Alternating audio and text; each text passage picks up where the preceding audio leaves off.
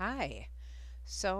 I am back, and I think I've got better sound now, so that's kind of nice. Better sound, but a crappier camera. So I guess we take the good with the bad. We are going to be doing Sigma notation. I feel like it's been a long time since I've talked to you all. Sorry about that. We've been sort of switching off the lessons. But Sigma notation is a little bit scary to some people, but I don't want you to overthink it. It's almost like anything that we do. I just want to share with you right here this little dirt spot. That would be from my cat. He likes to come and visit every once in a while. Anyways, sigma notation. You already talked a little bit about it in your 7.1 and 7.2 notes. So this is the sigma symbol. It is the capital sigma symbol, Greek letter, and it stands for summation notation. And so, what it does for us is it allows us to take like a long listed out series and put it in a little bit more compact form. Like, for example, I'm just going to do an incredibly basic series just so you can kind of look at it. Let's just look at the numbers from, let's go with even numbers 2 plus 4 plus 6 plus 8 plus 10. I'm going to stop there. Okay, I'm just going to do that little short series that we have. And if you look, this is an arithmetic series, plus 2 plus 2 plus 2 plus 2. And so we can write it using the explicit formula for an arithmetic series.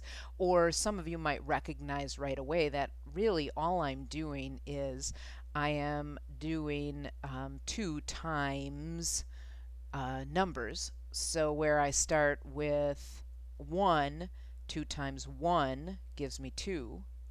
2 times 2 would give me 4, 2 times 3 would give me 6, 2 times 4 would give me 8, 2 times 5 would give me 10, and so therefore I would stop this series at 5.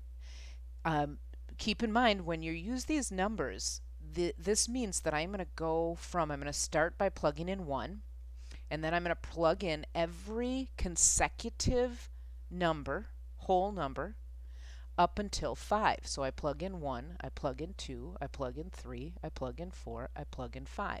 And then I expand it out in this form. So this is known as expanded form. So there are just a couple of things to be aware of when we work with sigma notation. And one of the big things is if we're asked to write something using sigma notation, you kind of want to go through this little checklist in your mind. Like, I'm going to see, is this a series of numbers that I am familiar with its look? For example, is this an arithmetic series? Is this a geometric series? Are these things that I am familiar with? If it's arithmetic, then we can just use the explicit form for an arithmetic sequence that we've used. I always use the a sub n equals a sub 0 plus dn form. Depends on who you're talking to. Different teachers, different books, different, whatever websites that you go to are going to like put this in maybe a different type of form, but basically it all boils down to the same thing. This is the form I prefer to use for arithmetic. Remember where a sub n is just any term, the nth term. A sub 0 is the term that would have come before the first term. And then d times n is your common difference times just n, the variable. So when I look at this particular series right here, I have 3 plus 6 plus 9 plus 12. I can see that this is plus 3 each time, plus 3, plus 3, and then it goes on to this very last term. So I might have to think a little bit about how I'm going to set up that last term, but we can come to that in a little bit. I'm going to look back at this 3 plus 6 plus 9. This is definitely arithmetic. So I'll think about what is D. D is 3. What is a sub 0, meaning what if I went back? We usually generate a sequence or series by going in the forward direction, but what if I went backwards? What if I had to figure out what came before 3? And so instead of adding 3, I'd move backwards and subtract 3, and you might recognize that that's 0. So my a sub 0 is 0. And so when I write my sigma notation, I'm just going to take that information. This is a sub n equals 0 plus 3n, or 3n plus 0, or just 3n if I want to write it in that form. And so because that is the explicit form for this series that I have here, that's what's going to go in my sigma notation. So when I write my sigma notation, I will start at something, end at something else, but I'm going to use 3n to generate it. Now I have to figure out where I'm going to start and where I'm going to end. So let's go back up to our notes on the top. When we're looking at this, this is like the start or the first number that I plug in, and the top number is the end or the last number that I plug in.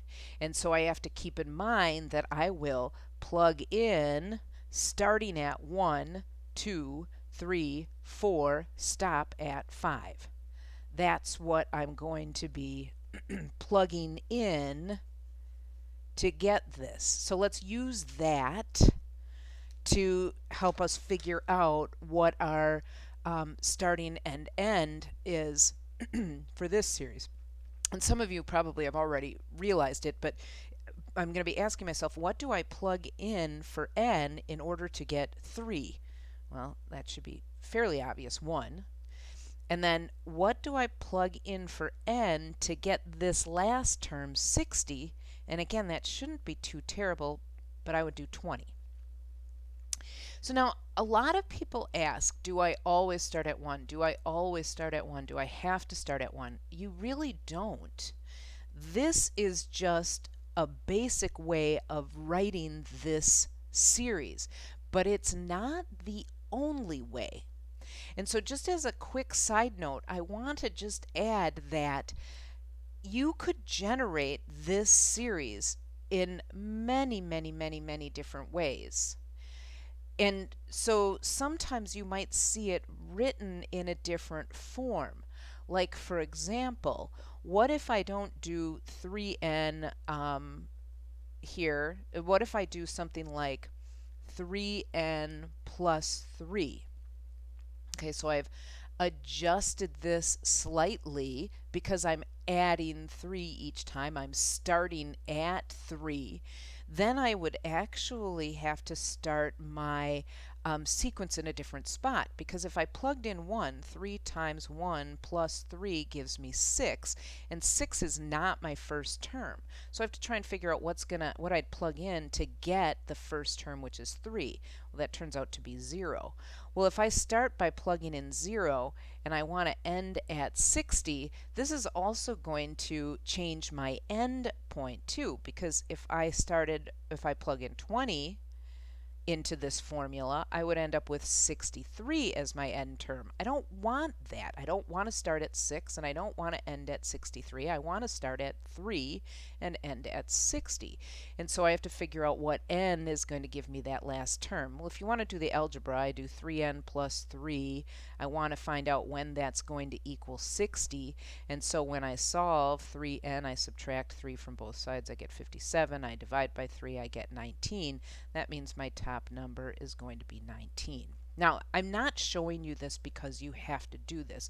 I just want you to recognize that we are going to write series in a way that works for us, basically. It's one of those things where I want to make my life as easy as possible. I'm going to tend to pick out the easiest methods of doing things. It's not the only method, but it's going to be the easiest method. And so when we set ours up using our explicit forms, we will always start at 1. Okay, so let's move on. Like I said, we're going to check and look for things that we are familiar with. And I'm familiar with arithmetic and I'm familiar with geometric. So let's take a look at a geometric sequence or series here. Remember, our explicit form for geometric is, trying to find a nice color to use, is a sub n equals a sub 1 times r to the n minus 1 power. And so a sub 1, a sub n, remember, is any term number that I'm trying to find the nth term. A sub 1 is my first term.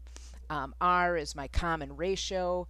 And then n minus 1 is n being the number of terms I'm looking for in the sequence. Okay, so when I set up my sigma notation here, I'm going to start by first recognizing that this is definitely a geometric series. And a lot of us, our first instinct to say is to say that we're dividing by 4 each time.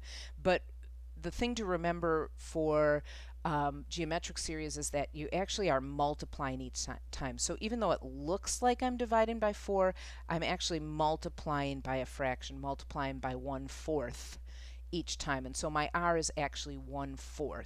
Keep that in mind when you're doing it, because we can't write a series in this form using a divide symbol. It just doesn't work right, or it's just not it's just not the proper way to do it, I guess, is what I want to say. So I'm going to make sure that if it's getting smaller each time, that I'm actually multiplying by a fraction instead of dividing by a whole number.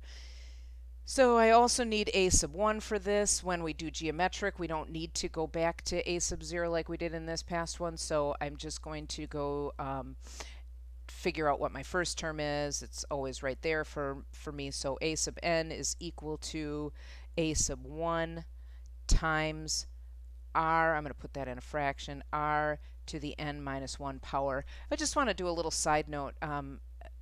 I'm using parentheses here. Really important that you put parentheses around your r if it's a fraction, and b, a negative number, because you want to make sure that your power will include the entire fraction or will include the negative in the negative number. So just kind of a side note to remember when you're doing that. But once we have that formula set up, then I can just go ahead and plug it in my sigma notation. So sigma notation is 48 times 1/4 to the n minus 1 power.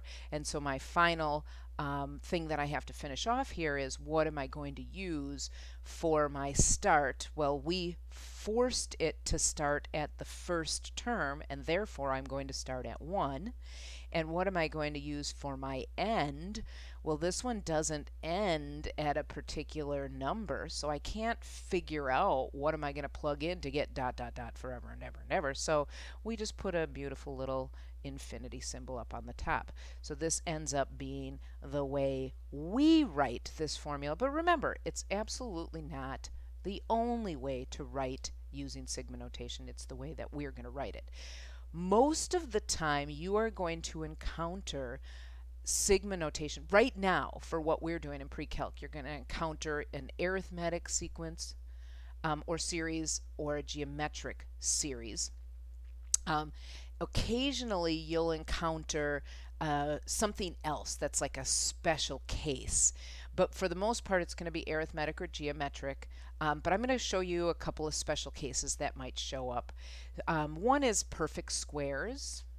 That one kind of pokes its head around every once in a while, so be familiar with that, perfect squares. A lot of times it's hard for people to recognize the perfect squares. Again, it's another one of those things where I just don't want you to overthink it. Just look at the numbers. Clearly, this is not arithmetic because it's +3, then +5, and then +7, which definitely is a pattern itself, right? It's going up each time, but it's not the definition of arithmetic. So arithmetic does not work here. out of the question. We can cross that out. Arithmetic out of the question. Okay, so then is it geometric? Because that would be my next step. So this is times 4 times, I don't know, but not 4. So not geometric as well. Okay, so not geometric, not arithmetic. Those are the two that you're going to expect to see the most. Those are the two that you should check the first. So now I'm going to look at these numbers and I'm going to see if there's anything special about them. And maybe some of you are already recognizing, but look close. I am not going to try and fool you. You know, as your teachers, we're not going to try and trick you. We want you to just be aware, and part of sometimes the hardest part in math is just being really careful and attentive to what's going on. Well, if I look at these, I can recognize that the first term is 1 squared, the second term is 2 squared, the third term is 3 squared, the fourth term, you get what I'm saying, this continues up to 36. Well, what am I doing then to my value? I am squaring it.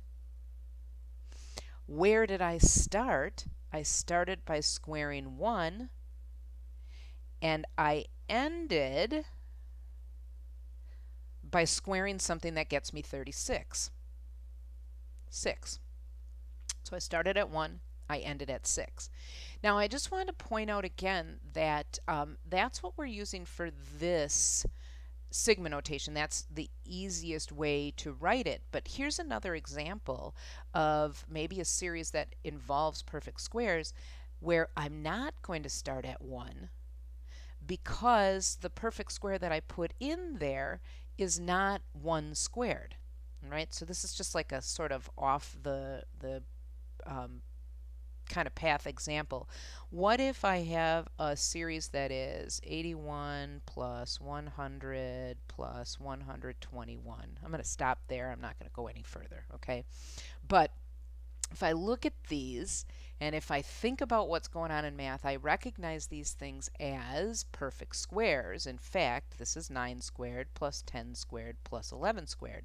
So when I set up my sigma notation, I'm going to start at 9 and end at 11. And so this is n squared.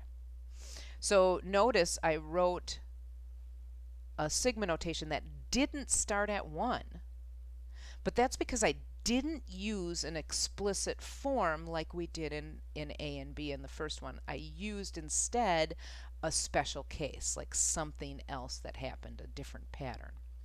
All right, so the next thing that I want to point out is another thing that might show up. Anybody that's in stats right now may have seen this, and I'm just going to put this in there just briefly that these numbers may look familiar to some of you. They are factorials. Don't worry too much about this. I'm not going to test you on factorials. If you go on to calc, you will see factorials. So just I wanted to expose you to it. And so a factorial is, if I'm going to find, say for instance, 3 factorial, that's equal to 3 times 2 times 1. Or 6. So if you look, I've got 6 up here as 3 factorial. 4 factorial would be 4 times 3 times 2 times 1. 4 factorial would be 4 times 3 times 2 times 1, which equals 24. As you can see, that's my next value in there. And 5 factorial would multiply 5 times 4. You get the gist. So this particular form would be sigma notation, n equals 1 up to infinity because it's going forever, and the numbers I'm putting in are the factorials. I didn't want to spend too much time on this one, but this is just one of those examples of a special case. So don't beat yourself up over this one. You will need to recognize perfect squares. You may need to recognize perfect cubes. Factorials you will not see until you get into calculus. All right, so let's move on to the next page. Other things that are going to happen that are going to be a little bit weird that you have to just sort of be aware of, be conscious of, is sometimes the pattern is not going to be in the entire series itself. It may just be a pattern that happens in either the numerator or the denominator. In this case, if you notice, the numerator is changing in an arithmetic fashion, plus 1, plus 1, plus 1. And the denominator is staying at 10. Now, we could put this together as adding 1/10, adding 1/10, adding 1/10. That could be done. You could work through your series that way. But I'm going to work through it a little bit different. This one stays as a constant. So when I set up my sigma notation, because the denominator is a constant, I'm just going to put that constant down in the denominator. And then the numerator, I am going to treat that separately, 4, 5, 6, 7, 8. This again is plus 1. My common difference is 1. If I were going to go back, my a sub 0 would be 1 less than 4, or 3. So my series would be generated by doing a sub 0 plus dn, so that would be 3 plus 1n, or I'd write that as 3 plus n. And so that is going to be the changing part that goes up on top. So it's 3 plus n over 10. This is going to start at 1. The 10 is never going to change, so I don't have to worry about that. And it's going to end at, what would I have to plug in here in order to get this last number 8? So 3 plus 5 gives me 8. And so here is my series where the denominator doesn't change, the numerator does. I have another one where the numerator doesn't change, but the denominator does. So if you look here, again, notice that this 1 looks a little bit out of place. Everything else is written as a fraction. But I can write that, change that, right, pretty easily. That's not a big deal to just make 1 be a fraction, 1 over 1. Okay? And then when I set up my sigma notation, the top is always 1, so I'm just going to put that 1 up there. That looks really kind of funny the way I wrote that, sorry. But that 1 is just always up on the top. Now the bottom is the part that's going to change, and so I'm going to look at this bottom portion as the series 1, 4, 7, 10, dot, dot, dot, dot. So what's happening here? Plus 3, plus 3, plus 3. So my d in that bottom is adding 3 each time. And if I were to continue this by going backwards, my a sub 0 would be 1 minus 3, or negative 2. So negative 2 would be the previous one. So my a sub n is a sub 0 plus dn. Well, that's what's going to go on the bottom, negative 2 plus 3n.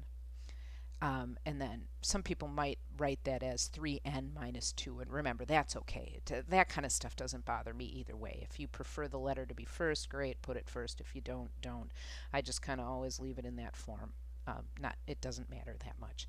So just like before, n equals, where am I starting? I'm starting at the first term. If I plug in 1, do I get 1 on the bottom? So is negative 2 plus 3 times 1 equal to 1? Because that's what I want the denominator to be. And yes, it is. Then what do I need to plug in to get the end number? Well, because this is going forever and ever, we'll just put our infinity up there. So I generated this sigma notation using an arithmetic formula or explicit formula for the denominator only. And there are cases where the first one we did for the top, the second one we did for the bottom. This third one we're going to see that both the numerator and the denominator follow a pattern, but they follow a separate pattern.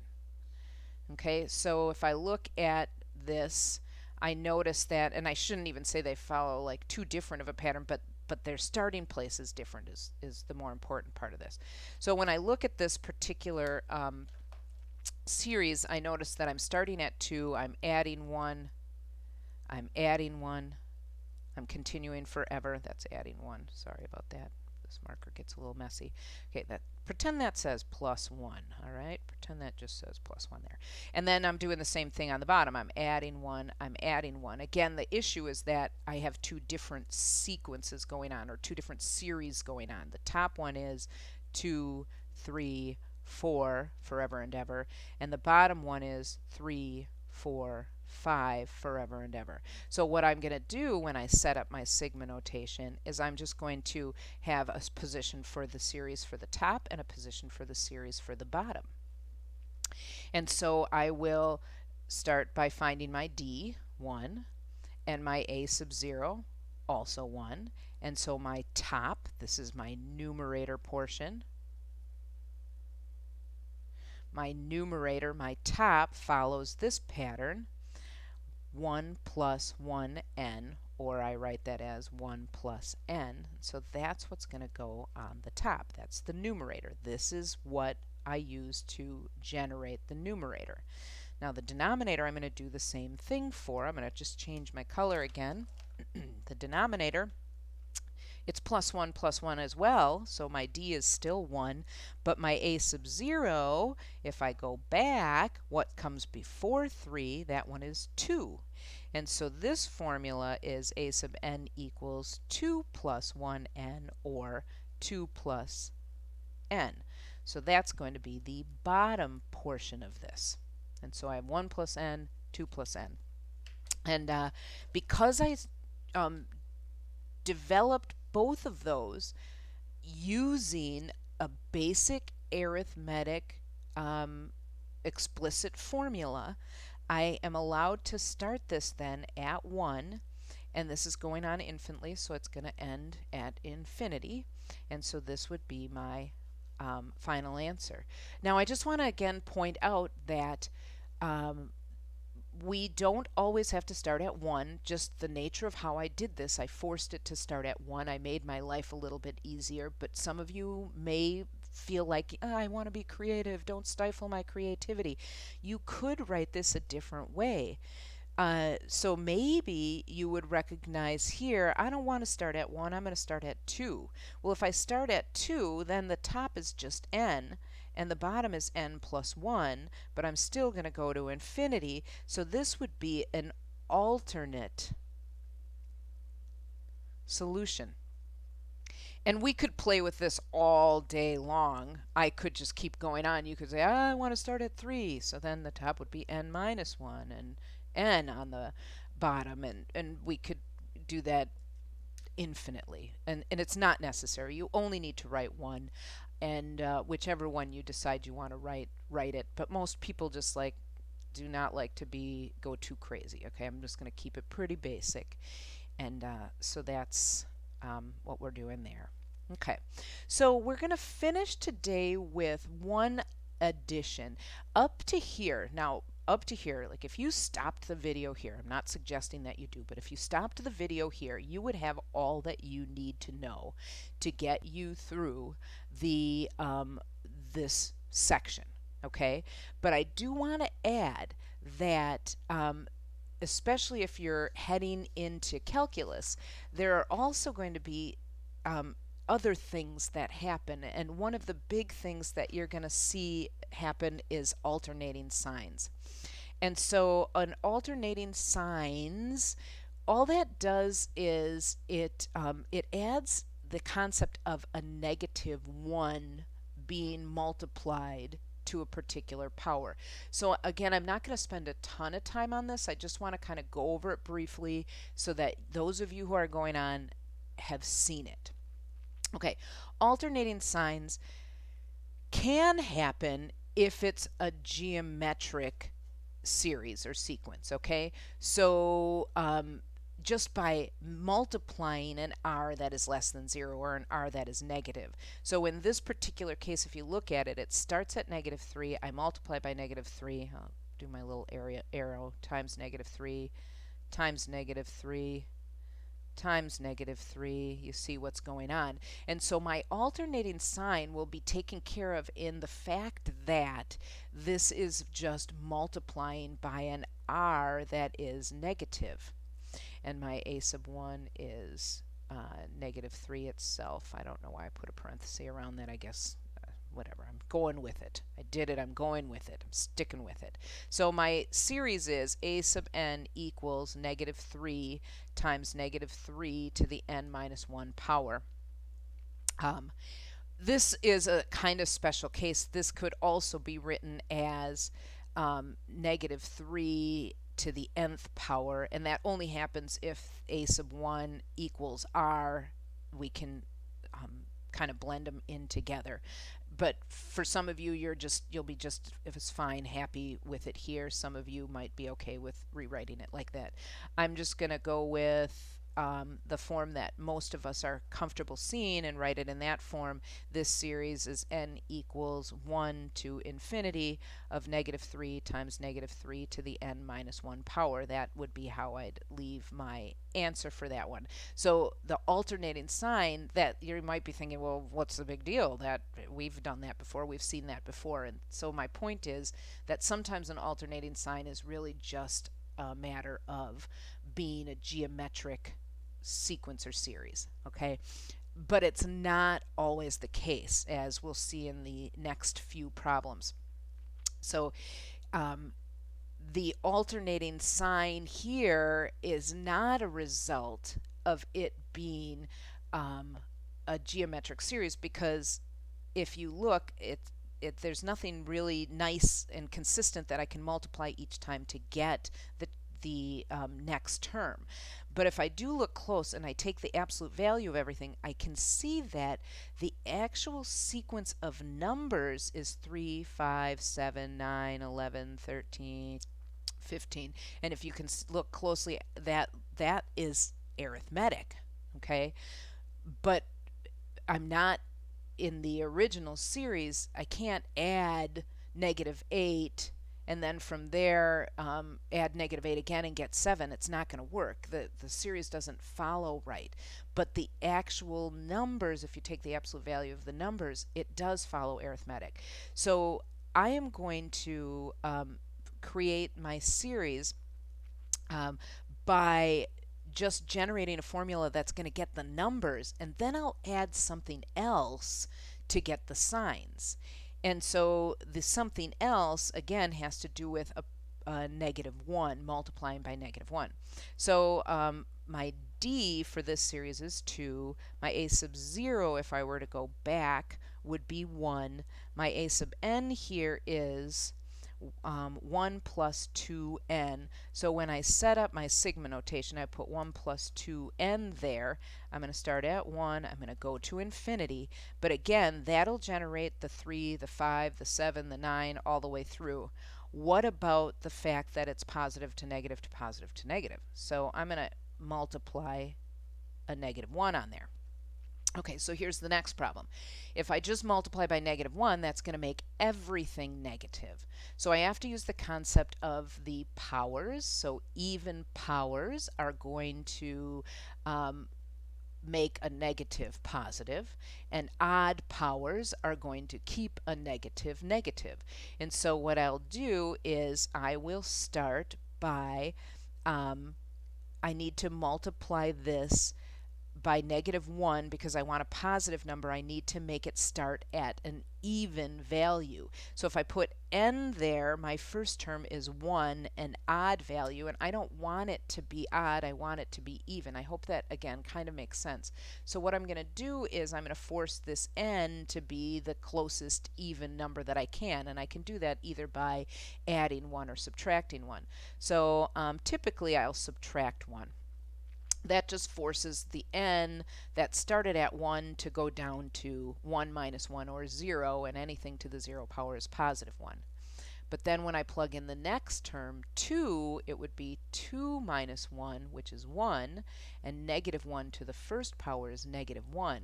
That'll force the second term, the 2 putting in there, to be negative.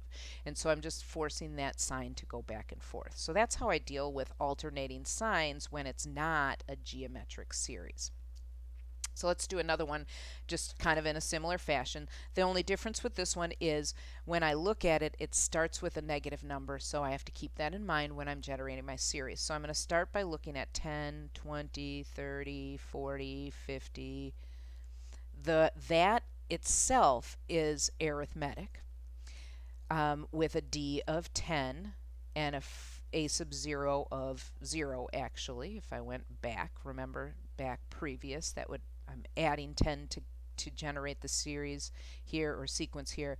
I'm going to go back 10, so I'll start at 0. So a sub n equals 0 plus 10n, or I can just write that as 10n. So again, when I set up my sigma notation, I put 10n there. And I'm going to start at 1 because that's what I'm forcing it to do. What is n going to have to be in order to get the last term? The last term is 50, so 10 times what is 50? That's 5, so I got that. Now I need to account for the changing sign, so I'll bring in that negative 1. I want the first sign to be negative, so I'll put in an n. If I plug in 1, that'll be negative 1 to the first power. That would give me a negative 1. If I plug in 2 to get my second term, it would be negative 1 to the second power. That would make it positive, and so I can stop there. I didn't have to do the n minus 1 part that I had to do in that previous one. Okay, so just to kind of clarify that, does it start with a positive or a negative term? And that's how we're going to determine if we use n or n minus 1. And so just as a final two examples, if I start positive, this is 2 to the nth power to infinity, if you can see that. Hopefully you can see that. 2 to the first, 2 to the second, 2 to the third, 2 to the fourth. Because it started with a positive value, I need to make that be an even power to start out with, and I can do that by subtracting 1. Same sequence below on the last one. It started out negative. I don't want to write the negative there. It still is 2 to the nth power. I don't like that whole thing. Let me rewrite that. So it still is 2 to the nth power. It's just that it starts negative, and so the first is negative, the third is negative, the fifth is negative, etc., etc., etc. So when I do this, my negative 1, I want to make sure that my first term is actually going to be negative. So when I start with 1, the first power, negative 1 to the first power will create a negative series. Okay, so it's just a matter of, does it start positive, n minus 1? Does it start negative, regular n? Okay, so that's it for sigma notation. I hope that works for you. Remember, just keep in mind, if you can get through that first few, like if you can recognize arithmetic or geometric or a special case like a perfect square, you're in good shape. Those are the main things that you have to recognize. So good luck working through the homework. As always, if you have any questions, email your teachers. We are here for you, and have a great day.